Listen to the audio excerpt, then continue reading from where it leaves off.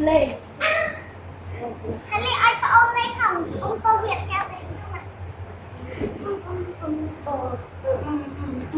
Ôm chị ý đó. trở về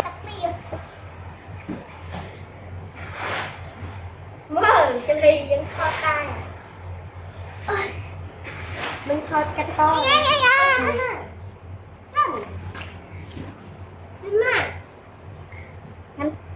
cái to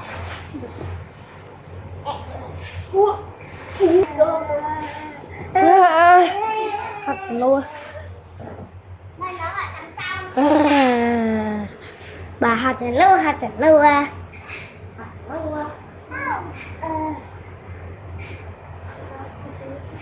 Nhưng mà giờ ông chị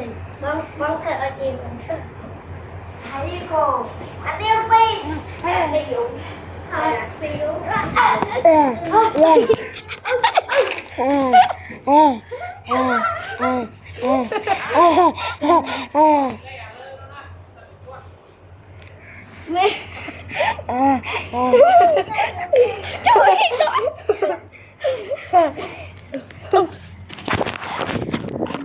cầm chung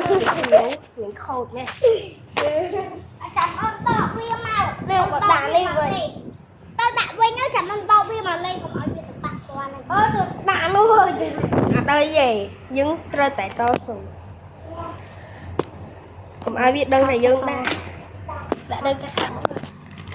cái liền đi ấp xoay khơi nè đạn nè mình mơ khơi cho bà đã mất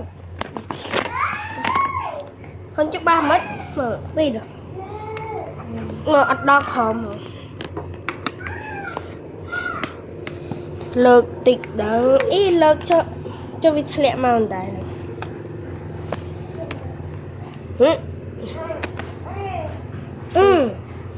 anh mở ngay rồi tôi phải lương này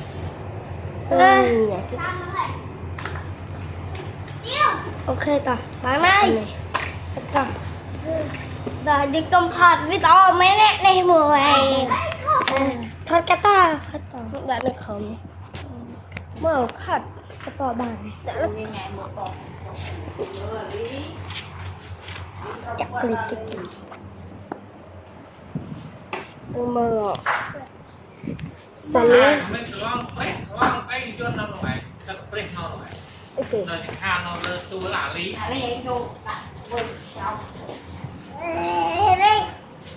tha hệ biết tiêu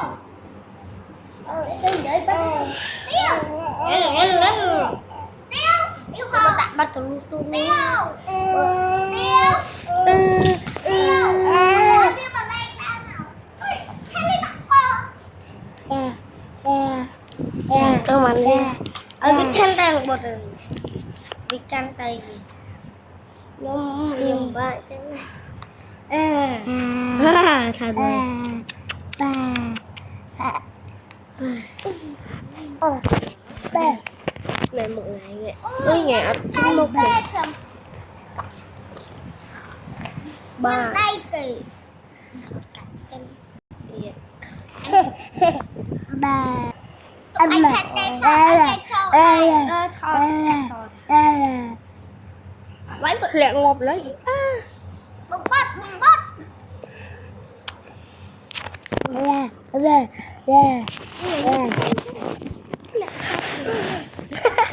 anh sẽ thòខ្លួនឯងនេះ